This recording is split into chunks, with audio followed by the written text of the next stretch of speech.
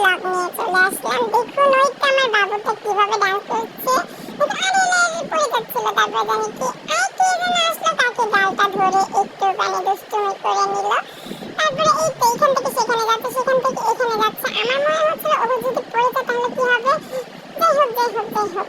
তারপরে দেখুন ওইখানে কিন্তু ডান্স পার্টটা পড়েছিল। আমি কিন্তু এখানে আগে হলুদে অ্যাটেন্ড করেছিলাম।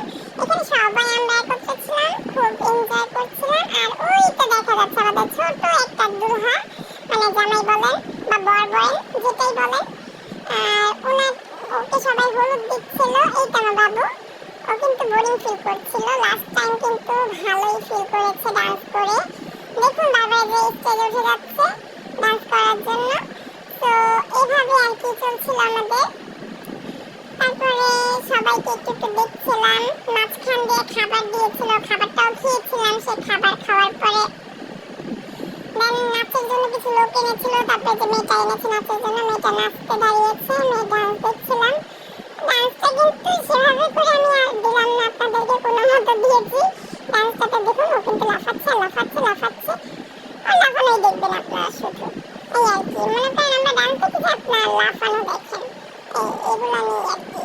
তারপরে এত পরিমাণ মানুষ হয়েছে আমাদের হলুদ নাইটে, অনেক মানুষ হয় এভাবেও। আর যেহেতু জায়গাটা ছোট ছিল, অনেক মানুষ বাইরেও ছিল, পুরুষরা বেশিরভাগই বাইরে ছিল, সবাই ভিতরে ছিল না। এরকম করেই আর কি হলুদের দিনটা কাটলো। তারপরে খুব এনজয়েবল ছিল।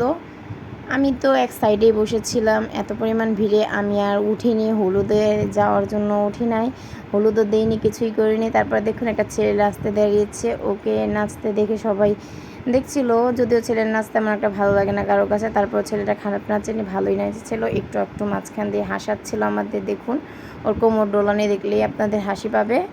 তারপরে এই তো আমার বোন আর আমি একটু দুষ্টামি করে নিচ্ছিলাম। তারপরে এই তো আবার আমার ছেলের কিছু মুহূর্ত আপনাদের সাথে শেয়ার করে দিলাম। এটা দিয়ে আমি টিকটকে ছেড়েছিলাম, সেই টিকটকের ভিডিওটা একটুখানি আপনাদের সাথে শেয়ার করলাম। যাই হোক, সবাই ভালো থাকবেন। এর সাথে আপনাদের কাছ থেকে বিদায় নিচ্ছি। আল্লাহ হাফিজ।